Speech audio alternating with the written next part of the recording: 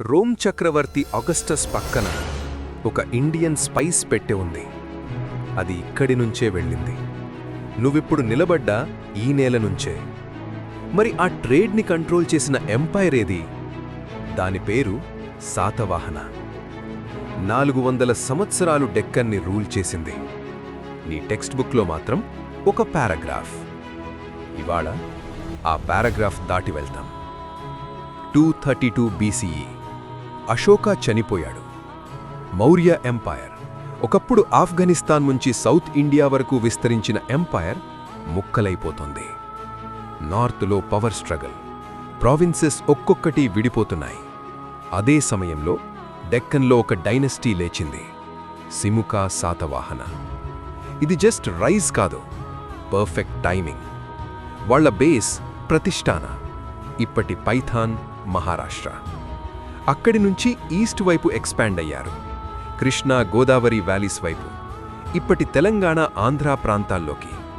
ఇది random expansion కాదు, మౌర్య సిస్టమ్ని అబ్జర్వ్ చేశారు.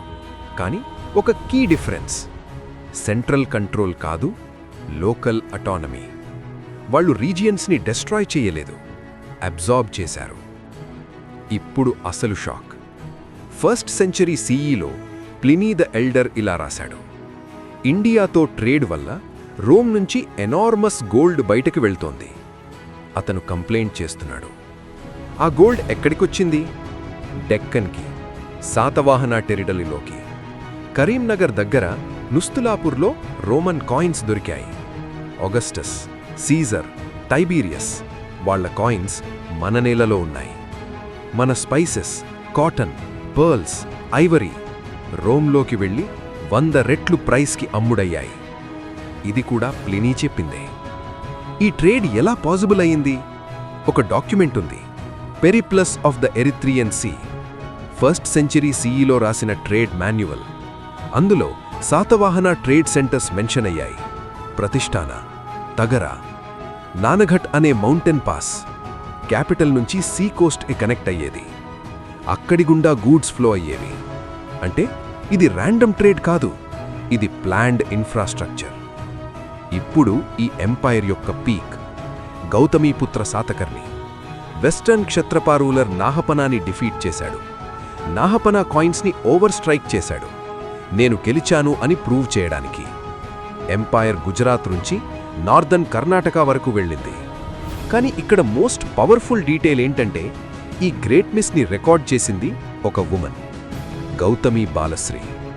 నాసిక్ కేవ్ ఇన్స్క్రిప్షన్లో తన కొడుకు అచీవ్మెంట్స్ని స్టోన్ మీద చెక్కించింది.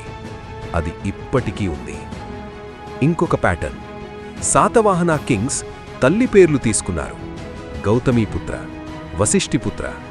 అంటే ఉమెన్ ఐడెంటిటీని రాయల్ లీనియేజ్లో ఇంక్లూడ్ చేశారు. ప్లినీ ఇంకా చెప్పాడు, ఆంధ్రా కింగ్డమ్ దగ్గర 100 లక్షల ఇన్ఫెంట్రీ, 2000 కావెలరీ, 1000 ఏనుగులు. అంటే ఇది స్మాల్ కింగ్డమ్ కాదు, ఇది సూపర్ పవర్. ఇప్పుడు మెయిన్ క్వశ్చన్: శాతవాహన ఇన్స్క్రిప్షన్స్ ప్రాకృతిలో ఉన్నాయి, బ్రాహ్మీ స్క్రిప్ట్లో. అయితే తెలుగు ఎక్కడా? లాంగ్వేజ్ ఒక రోజులో ఫామ్ అవ్వదు, సెంచురీస్ పడుతుంది. ఈ డెక్కన్ రీజియన్లో ద్రవిడియన్ రూట్స్ నుంచి ఒక లాంగ్వేజ్ ఎవాల్వ్ అవుతూ ఉంది. ప్రాకృత్ అడ్మినిస్ట్రేషన్ కోసం వర్నాక్యులర్ స్లోగా డెవలప్ అవుతూ తర్వాత సెంచరీస్లో తెలుగుగా ఫామ్ అయింది. అంటే నువ్విప్పుడు మాట్లాడుతున్న తెలుగు ఒక లాంగ్ ప్రాసెస్ యొక్క రిజల్ట్.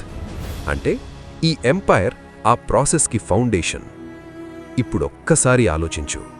నీ టెక్స్ట్ బుక్లో ఒక పారాగ్రాఫ్, కానీ రియాలిటీలో Roman trade, women power, 400 years rule. ఈ స్కేల్ స్టోరీ. హిస్టరీ బుక్స్ని బ్లేమ్ చేయడం ఈజీ, కానీ ఇప్పుడు ఈ స్టోరీ నీకు తెలుసు. ఇక్కడి నుంచి నువ్వేం చేస్తావు? నీ భాష, నీ నేల, నీ హిస్టరీ. ఇది బయట నుంచి రావాల్సినది కాదు, ఇది నీలోనే ఉంది. భూమి రహస్యాలు ఇంకా మిగిలే ఉన్నాయి. ఇది కేవలం చరిత్ర కాదు, మన మూలాలు. ఇలాంటి అన్టోల్డ్ స్టోరీస్ కోసం ఇప్పుడే సబ్స్క్రైబ్ చేయండి. This is uncovered earth.